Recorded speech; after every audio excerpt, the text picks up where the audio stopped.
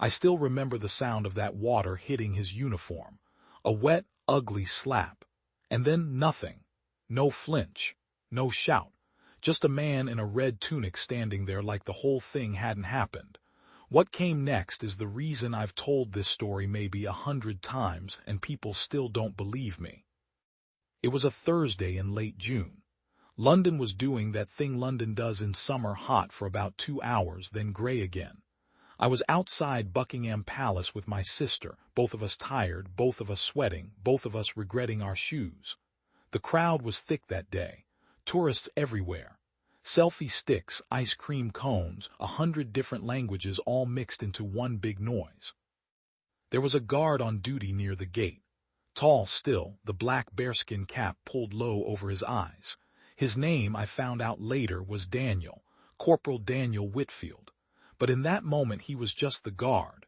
The one everybody was crowding around, taking photos, trying to make him smile, trying to make him blink. You know how people are, they test these men. They wave hands in front of their faces, they stand too close, they shout silly things, and the guard just holds. That's the whole point of him. He's not there to react, he's there to endure. But there was one man that day who wanted more than a photo. He was maybe 30, wearing a bright orange shirt, loud, laughing at his own jokes. He had a group with him, 3 or 4 friends who kept egging him on. He'd been drinking, I think. It was early afternoon, but he had that swagger, that Toulouse walk. He kept stepping into the guard's space, filming himself, saying, "Watch this, watch this." My sister nudged me. "That guy's going to do something stupid," she said. She was right. He had one of those big plastic water bottles, half full, and I saw him unscrew the cap, still laughing, still playing to his friends' phones. I thought surely not, surely he wouldn't. He did. He flicked the bottle and threw a whole arc of water straight into the guard's face and chest. It splashed across the red tunic, dripped off the peak of that tall black cap, ran down onto the polished boots. And the crowd, the whole crowd, went silent for 1 second. That kind of silence where everyone realizes at the same time that a line just got crossed. The man in orange was laughing. His friends were half laughing, half nervous. And the guard didn't move. Here's the thing people don't understand about those guards. They're not statues. They're soldiers, real ones. The man standing there had probably served in places most of us couldn't find on a map. Water on his uniform wasn't going to break him. So he just stood, water dripping off his chin, eyes forward, rifle at his side, not a twitch. And somehow that stillness was scarier than any shouting could have been. The man in orange didn't like being ignored. That's the part that gets me. Some people, when they don't get a reaction, they lose interest. But this guy, being ignored made him angry. He wanted the guard to break. He wanted the video. He stepped closer, waving his hand near the guard's face, saying something I couldn't hear but could guess wasn't polite. The crowd started murmuring. A few people were filming now, not the guard, but the man. An older woman near me actually said out loud, "Somebody should stop him." But nobody did. Nobody ever does in those moments. We just watch. And then the guard moved. Not fast, not violent, nothing like the man was probably hoping for. He simply took one sharp step, turned, and brought his boot down hard on the ground, that loud, echoing stamp they do. Then his voice cracked across the whole courtyard like a whip. "Stand back from the Queen's Guard." I swear the sound bounced off the palace walls. Even the pigeons scattered. The man in orange actually stumbled backwards, tripping over his own feet. His friends went dead quiet. The laughing stopped, just like that. But it wasn't the shout that got everyone. It was what happened right after. There was a little boy, maybe 6 years old. He'd been standing near the front of the crowd, right beside the barrier, watching the whole thing with wide eyes. When the guard shouted and stamped, the boy got frightened. You know how kids are, the loud sudden noise. He started to cry and backed away, and he backed straight toward the road, toward the traffic. And nobody near him noticed because everyone was staring at the man in orange.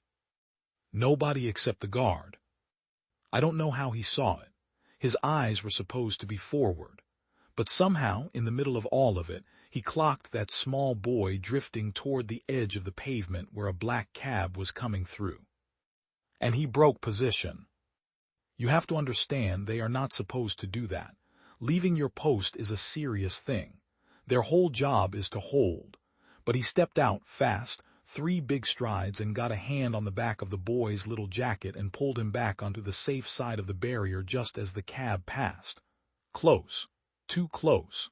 The kind of close that makes your stomach drop. The boy's mother appeared from nowhere, screaming her son's name, grabbing him, both of them crying now. And the guard, Daniel, just crouched down for 1 second, said something quiet to the boy, something none of us could hear. Then he straightened up, turned, and walked back to his post like nothing had happened. Back straight, face blank, water still dripping off his uniform. The crowd erupted.